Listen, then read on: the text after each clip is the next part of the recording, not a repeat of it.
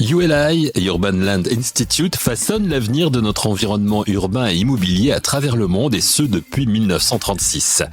ULI France est présidé par Éric Donnet et a tenu sa conférence annuelle le 22 novembre dernier à Paris. Les grands entretiens, un podcast Imo Week. Éric Donnet est notre invité aujourd'hui. Il dresse pour nous le bilan de cette conférence annuelle. Comment notamment évalue-t-il la participation des experts tant français qu'internationaux? Éric Donnet. Pour ceux qui n'ont pu assister à la conférence ULI France 2022, vous avez manqué et loupé un grand moment. Et donc, il fallait être présent. Vous étiez plus de 300 à participer à cette conférence annuelle.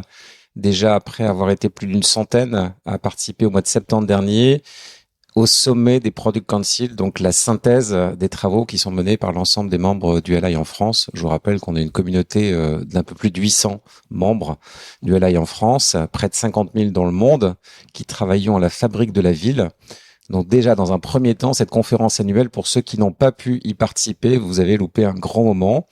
Mais je vais vous éclairer et vous la raconter plus en détail pour ceux qui n'ont pas pu être avec nous. Ça nous donne envie de venir l'année prochaine. C'est clair, Eric. Alors, pourquoi est-ce que vous avez choisi de centrer les discussions cette année sur les défis démographiques et quels enseignements vous en avez tirés? Déjà, il faut rappeler que la conférence annuelle de l'année 2023 était centrée sur une thématique qui était celle de la valeur.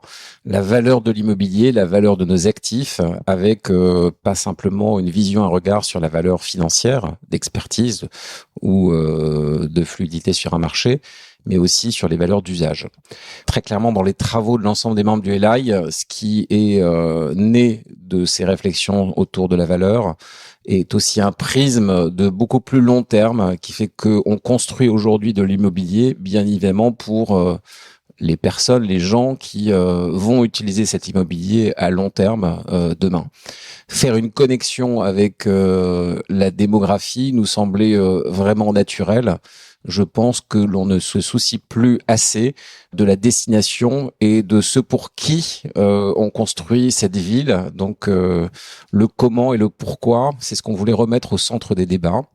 Et la démographie, c'est un mouvement de très long terme qui est bien plus important que les mouvements erratiques des taux d'intérêt financiers dont chacun se dise que le marché va reprendre ou pas selon que les taux d'intérêt vont baisser ou augmenter, et que remettre une prise de hauteur autour de ce débat où aujourd'hui tout le monde a en tête les enjeux financiers, les enjeux climatiques, les enjeux démographiques. Très clairement, notre conviction au sein du LI et du Steering Committee était que cette dimension importante, ces enjeux n'étaient pas suffisamment reconnus, ou en tout cas que le diagnostic n'était pas suffisamment partagé. C'est vrai qu'on est dans un monde qui va très vite. Il faut aller vite aujourd'hui, que la ville se construit lentement, beaucoup plus lentement. L'aspect démographique est intéressant dans le sens où on annonce un point culminant de la population autour de 2050 et ensuite les choses devraient se stabiliser. Donc j'imagine que ce sont des données que vous avez en tête dans la construction des villes de demain. Très clairement, les données qui sont ressorties avec plusieurs interventions de grande qualité, on a voulu que des spécialistes de la démographie, donc des démographes, interviennent. Deux d'entre eux, l'un qui est professeur à l'ENPC HEC, qui est Julien Damon, qui est intervenu, suivi par le recteur Roger-François Dumont, qui lui-même enseigne, mais également préside la revue Population et Avenir. Dans ces deux thématiques, finalement, je vais les synthétiser, mais pour ceux, encore une fois, qui n'étaient pas là à la conférence, ils auront beaucoup plus de chiffres qui ont été partagés ou de notions, mais ressortaient en fait deux thématiques importantes. Une vraie crise de la natalité, et donc aujourd'hui avec un taux de fécondité extrêmement faible en Europe, mais en France, dans tout finalement notre espace occidental. On est revenu sur les concepts et notamment le concept de réarmement démographique, qui était la notion employée par le président Emmanuel Macron il y a encore 4 ans de cela, et donc vraie crise de la natalité. D'ailleurs, on peut s'interroger quand on fait tout de suite le lien avec l'immobilier de pourquoi on construit des résidences étudiantes dont on sait qu'à l'horizon 2032-2034, elles seront vides puisque on aura très peu d'étudiants en âge d'être scolarisés, avec un pic de la natalité qui était un peu exceptionnel au cours des 30 dernières années en 2001-2002, mais ensuite un taux de fécondité qui est revenu à des niveaux extrêmement faibles. Et puis le corollaire de ce défaut de natalité et la crise de la natalité, c'est l'ultra vieillissement des populations. Puisque nous-mêmes, on était 300 personnes, on peut se dire que pour l'ensemble des gens qui assistaient à cette conférence, on avait déjà plusieurs futurs centenaires dans l'assistance, avec un taux donc de vieillissement pas simplement d'une population qui vieillit, mais qui vieillit parce que elle vit plus longtemps, avec souvent l'effet non pas d'une augmentation de là aussi la natalité, mais parce que il y a le bénéfice de toute la technologie, de toute la santé et de l'amélioration de notre qualité de vie, et que ce vieillissement il est lié aussi à une sortie de l'âge actif qui reste à peu près dans les mêmes eaux, et donc on vit plus longtemps et on vit plus longtemps en étant inactif. Voilà, je pense que chacun fait le lien assez vite avec ces enjeux de la fabrique de la ville et des questions qu'on est en droit de se poser, puisque quand on fabrique de l'immobilier, on le fabrique pas pour 5 ans, 10 ans ou même 20 ans, on le fabrique pour bien évidemment des durées plus longues, en espérant qu'aujourd'hui on construise une ville plus durable pour des horizons de 50 à 100 ans. Dans ce contexte de vieillissement de population, la conférence annuelle de ULI France a souhaité offrir une grande place aux jeunes en proposant le forum des jeunes et des étudiants. Éric Donnet nous en parle. En fait, nous avons lors de cette conférence organisé 2 séquences le matin. Une première vraiment tournée autour de la thématique de la démographie, et une deuxième séquence le matin autour des villes avec ce défi de la démographie. Et toute l'après-midi était consacrée finalement autour des membres du ULI France qui sont des Young Leaders, avec qui on a voulu partager ces défis, et qui également nous ont apporté un regard sur le diagnostic qui était le leur, sur le partage qui était le leur, et notamment les enjeux qui, eux, sont couplés à ces défis démographiques, qui sont des enjeux finalement d'inclusion, de solidarité. On avait eu notamment le matin, mais elle est restée avec nous l'après-midi, l'intervention de la présidente d'Unicité, Marie Trélucan, qui est une personne qui a inspiré beaucoup le gouvernement sur notamment la création du service civique, qui nous a expliqué que depuis plus de 25 ans, elle consacrait sa vie à justement mobiliser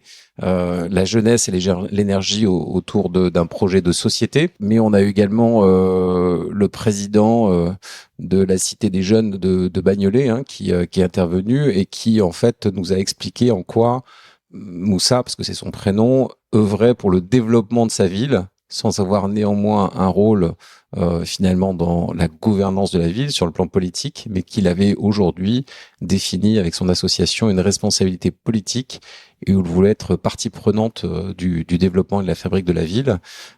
Et puis on a eu aussi 2 personnes clés, l'une qui est Marion Valeur, qui effectivement aujourd'hui dirige le pavillon de l'Arsenal, et Charles-Antoine Depardon, qui est aujourd'hui à la direction de l'urbanisme et qui a notamment beaucoup contribué à la préparation du nouveau PLU bioclimatique de la ville de Paris, qui nous ont aussi apporté des témoignages parce que très jeunes, ils ont eu des responsabilités fortes dans cette fabrique de la ville, avec du mentorat.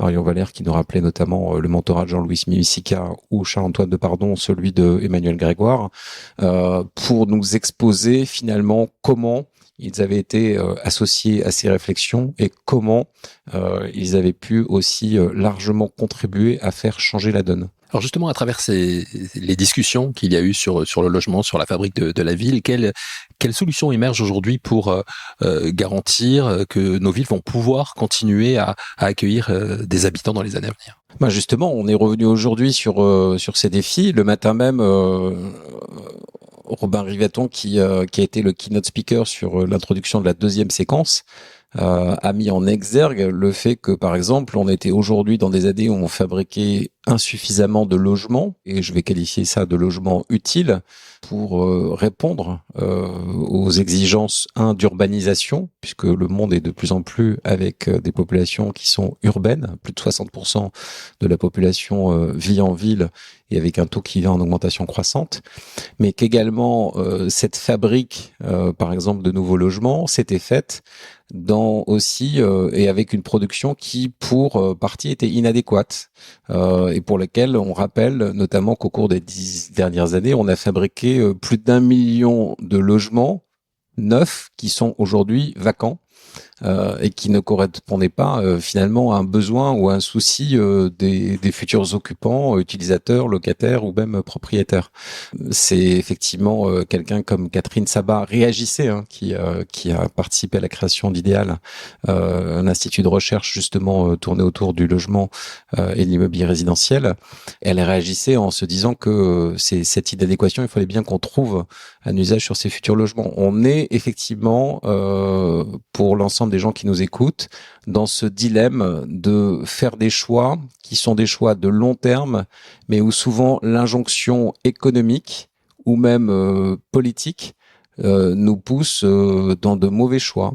On n'est pas toujours présent dans la fabrique de la ville là où on devrait l'être, avec aussi le passage d'une économie d'abondance où ces choix multiples étaient beaucoup plus faciles à aujourd'hui une économie sous contrainte et l'ensemble de ces contraintes, le zéro artificialisation nette, le fait de construire durablement, le fait de racheter des fonciers finalement aux propriétaires dont certains établissements publics fait qu'aujourd'hui on a renchéri le coût de production de ces logements, de cet habitat et on n'a encore aujourd'hui pas trouvé de solution miracle dans ce dispositif pour la fabrique de la ville de demain. Et c'est en ce sens qu'il nous faut beaucoup plus objectiver et travailler sur finalement ces mouvements démographiques pour bien venir produire et imaginer la ville qui correspond non seulement à ses usages, mais effectivement à la démographie qui est celle qui nous attend.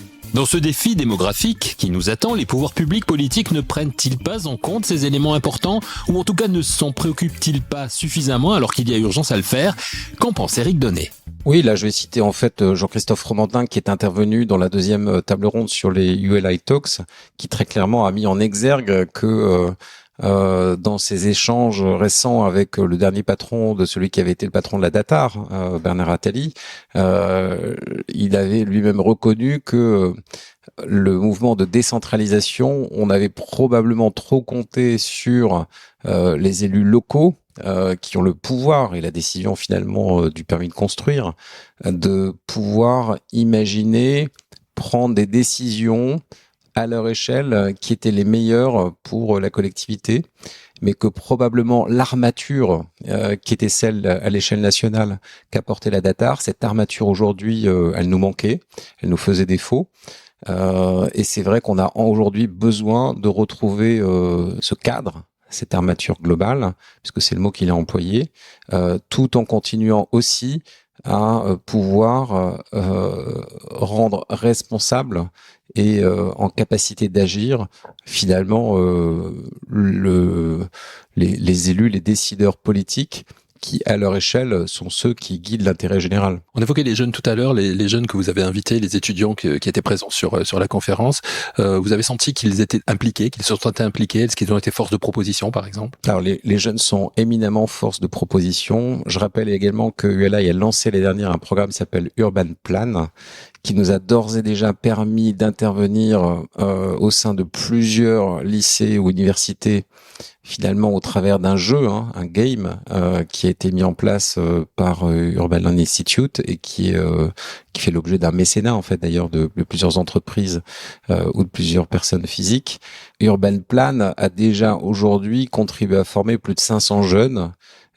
Sachant que notre priorité récemment était autour des jeunes de banlieue, dans des zones d'éducation prioritaire, à Bobigny notamment. Et on reçoit beaucoup en fait lors de ces échanges lorsqu'on construit des modules Urban Plan. Et on se rend compte que finalement, on a tous, une forme de difficulté à être disruptif dans la réinvention de nos métiers et que nos jeunes sont porteurs de très bonnes idées, qu'il faut savoir les écouter. Oui, il il y a un professionnalisme, il y a une expertise dans tout notre monde de l'immobilier, mais très souvent on rajoute de la complexité à de la complexité, alors que nos jeunes ont finalement un langage simple et direct pour nous mettre face à des problématiques que cette complexité ne résout pas. Vous avez chez ULI France une priorité, savoir créer un récit commun pour un monde meilleur. Alors quand on lit ça, on se dit est-ce que c'est pas un peu utopique, j'allais dire presque bisounours? Oui, on peut l'imaginer comme ça. Je rappellerai aussi que dans cette matinée de la conférence 2024 à ULI, on a parlé de la démographie, mais on a aussi parlé des villes au défi de cette démographie. On a eu le témoignage d'un maire américain qui est celui de Mick Cornett. Mick Cornett a été maire d'Oklahoma City pendant plus de 15 ans. Il a également présidé la conférence des maires américains, le Conference American Citizen Mayor, pendant 2 années, en 2016 et 2017. Donc c'était notre grand témoin qui nous apportait aussi cette vision de l'étranger. Il nous a rappelé en fait que la fabrique de la ville, ses défis, lui-même Oklahoma City est une ville qui a relevé plusieurs défis après avoir vécu des crises économiques successives, finalement des enjeux qui étaient liés au pouvoir d'attractivité de sa ville. Oklahoma City est une ville qui a vécu une vraie renaissance et ça a pris quasiment 20 ans. Ça a pris les mandats successifs de 3 maires, 2 de ses prédécesseurs et lui-même, mais que finalement c'est aujourd'hui un véritable succès. Oklahoma City, je rappelle qu'elle est située non loin de Dallas et de Houston, et c'est une ville qui renaît parce qu'elle a réussi notamment dans son attractivité à capturer de nouvelles entreprises, de nouvelles implantations, en se lançant 2 défis majeurs qui étaient celui de l'éducation des jeunes, et donc avoir une éducation et une population qui est en capacité de relever les défis de demain parce qu'elle est éduquée et parce qu'elle fait partie des meilleurs centres de formation aux États-Unis. Donc ça, c'était son premier défi qui a été réussi. Et une ville qui au départ était créée pour la voiture, où les habitants d'Oklahoma City se déplaçaient quasi exclusivement en voiture, avec la renaissance d'un centre-ville piétonnisé, avec des rues et des boulevards apaisés, qui font qu'à un moment donné, ce cœur de ville, la capacité à se retrouver, et pas simplement dans un méga centre commercial, parce que je rappelle aussi les événements de 95 qu'avait vécu cette ville, qui en fait héberge le plus grand centre commercial des États-Unis.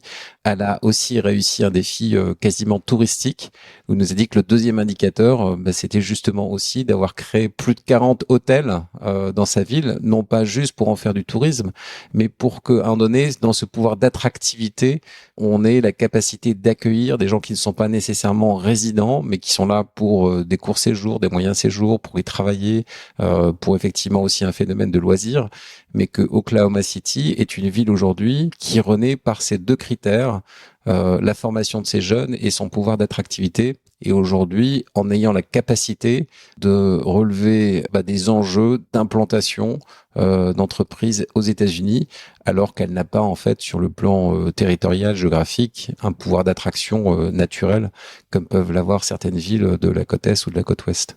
Donc une histoire inspirante. Une histoire très inspirante avec effectivement un témoin qui a su nous la communiquer avec passion, avec ardeur. Formidable témoignage que celui de Mick Cornett, ancien maire de Oklahoma City, lors de la conférence annuelle de ULI France le 22 novembre dernier. Une journée de débat mais aussi un rendez-vous auquel Eric Donnet, président de ULI France, et son équipe ont voulu donner un caractère ludique en incluant une partie humour avec la présence d'un dessinateur notamment.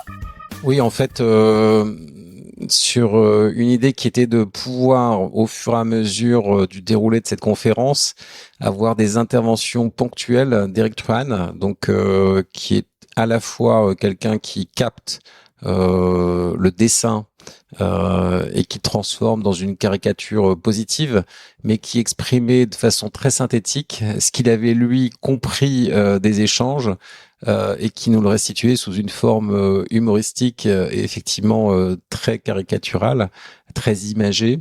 Et la matinée que nous avons passée, comme l'après-midi, avec la combinaison et l'intervention ponctuelle d'Eric Tran, était vivante. Elle nous a appris en fait à restituer, encore une fois, de façon humoristique ce que tout le monde généralement pense ou retire comme conclusion de ces différentes interventions. Et surtout, ça détend l'atmosphère parce que lorsqu'on est dans des échanges qui parfois relèvent de la posture, une conclusion en image, finalement, envoie sous une forme de déflagration gentille et bienveillante ces postures et renvoie ces postures à d'autres univers. Et chez ULI, on a l'habitude effectivement d'avoir des débats et des échanges qui certes sont vifs, mais en tout cas sont constructifs. Pour terminer, Eric, quel impact vous espérez avoir avec ULI sur le développement urbain en réponse aux défis démographiques que vous avez évoqués cette année lors de cette conférence? Bon, je pense que, encore une fois, ULI, c'est un organisme vivant, c'est un think tank, et donc il faut être à plusieurs pour pouvoir penser. C'est effectivement l'adjonction de ces deux mots think et tank qui reflète cet état d'esprit.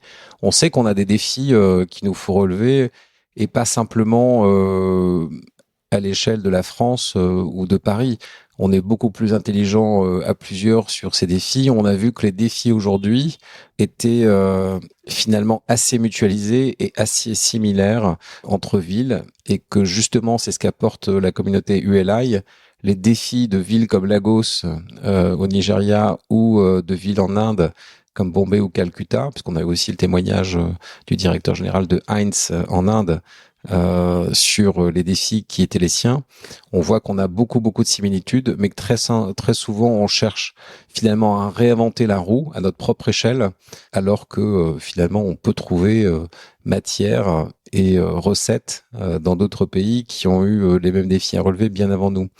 Je rappelle, en fait, on avait commencé cette intervention avec les propos de Julien Damon, qui nous a dit que tout ce qu'on était en train de vivre aujourd'hui, finalement, au cours de 2 siècles, ces 2 siècles où on avait observé une forme de mode démographique inédit, inattendu, mais en même temps, somme toute, logique. Et donc, c'est ce qui nous attend pour le futur. On va avoir des défis inattendus, impromptus, mais logiques. À nous de nous y préparer. Et ULI, c'est un des moteurs qui, dans la préparation de chacun, dans la contribution de chacun, est, je pense, le réceptacle de ces idées pour que nous puissions ensemble, pas simplement, encore une fois, sur les enjeux financiers, sur les enjeux climatiques, mais aussi sur les enjeux démographiques, être amenés à réfléchir ensemble d'une bonne manière. Et je le rappelle aussi, avec un socle qui est que pour demain, il nous faut créer et construire des logements abordables, parce que la démographie est intimement liée au pouvoir d'achat, et que le défi pour nous demain, c'est de pouvoir aussi faire que les villes construisent des logements abordables, l'affordability au sens anglo-saxon du terme, est accessible à tous. C'est comme ça qu'on va relever les défis de demain. Merci beaucoup Eric Donnet pour cette synthèse exhaustive sur cette journée de conférence annuelle de ULI France. On a bien compris qu'il faut être présent sur la conférence de l'année prochaine. C'est clair, on aura une conférence l'année prochaine qu'on est en train de préparer sur l'année 2025, dont on a déjà annoncé la date, donc vous pouvez déjà vous y inscrire, qui va être passionnante parce qu'elle sera bien évidemment le combinatoire de ce que j'ai exposé avant, où en 2023, on avait traité de la valeur et notamment des usages de l'immobilier. En 2024, on a traité de la démographie, et je vous réserve une bonne surprise de nature combinatoire sur la conférence annuelle de 2025 qui nous attend et qui se déroulera également le 28 novembre 2025. 28 novembre 2025, date notée sur nos agendas pour la prochaine conférence annuelle de ULI France. On sait d'ores et déjà que le rendez-vous sera riche en échanges. Merci à Eric Donnet, président de ULI France, pour ce passionnant entretien. Merci à vous de l'avoir écouté. On se retrouve la semaine prochaine avec un nouvel épisode de Les grands entretiens, un podcast Imo Week.